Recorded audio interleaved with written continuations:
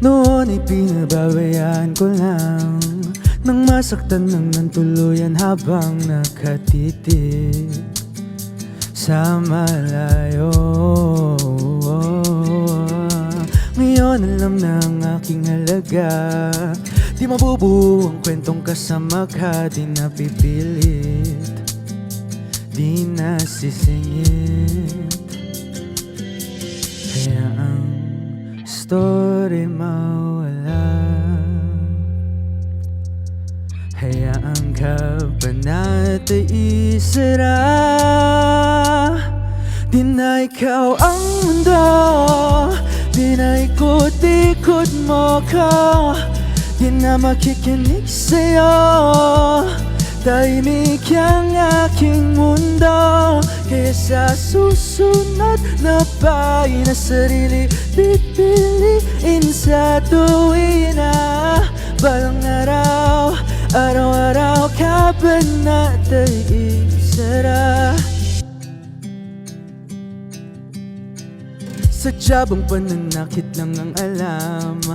Lintik na yan, ginawa mo sa'kin parang wala lang ako. Ako'y wala sa'yo. Kaya ang story mawala. Hayaan ka ba natin isara? Di na ikaw ang mundo, di na ikot-ikot mo ko, di na makikinig sa'yo. Tahimik ang aking mundo, kaya sa susunod na bahay na sarili pipiliin sa tuwin na balang araw. Araw-araw ka ba natin isara?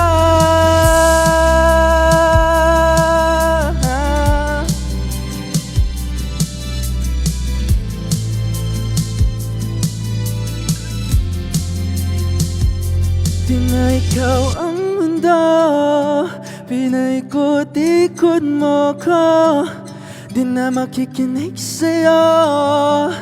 Tahimik ang aking mundo, ang mundo, pinaikot-ikot mo ko, di na makikinig sa'yo. Tahimik ang aking mundo, kaya sa susunod na bahay na sarili pipiliin sa tuwin na balang araw. Araw-araw ka ba natin isara?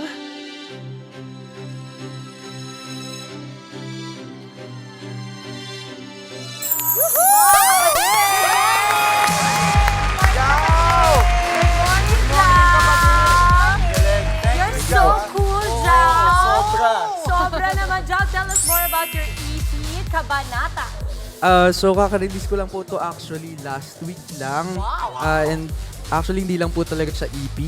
Actually ito ay parte ng puso ko and chapter ng buhay ko. So sana maraming makaresonate dito sa mga songs ko na nakaloob dito sa EP na to. Talaga? Ilang tracks daw Tungkol ito? sa, yun.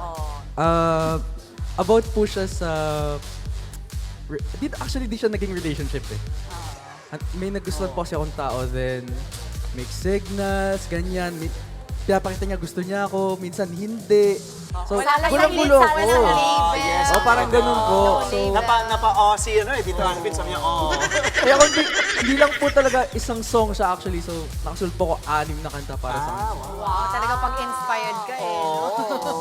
Ano yung kumbaga, where do you draw yung inspiration mo sa pagsusulat, paggaganta ng mga kanta, at yung style? Kasi di ba, every artist, unique yan eh. So ikaw, ano naman sa mo hinuhugot, kinukuha? Actually po, hirap po talaga ako magsulat kapag kunwari gawa-gawa lang, or idea lang na ganyan. Gusto ko po talaga is galing talaga siya sa experience ko o sa experience ng mga taong nagsasurround sa akin. Ganun po.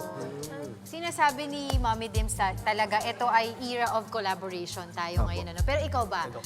Sino ba ang dream collab mo? Actually, ang dami po siya. As in, madami po talaga siya. Ang siguro Top of mind. sa international po siguro Ed Sheeran. Ed Sheeran! Why not? I hear it, I hear it. Kasi Yes, po yes, ano eh, tama. dati po, dinuwit niya po ako. Ano po, 2022 po ata. Sa TikTok po. 18 po yung song niya. Oh, ang ganda. Alam mo, Jao, I'm sure there's a lot of things we can expect from you. Pa, please invite everybody for your socials. Pwede niyo po akong sundan sa lahat po ng aking social medias at Aaron A. Obra. That's AARONOBRA. Yun po. And also, may mga gigs po akong upcoming. Yes. Sa nitong Sabado po, March 29.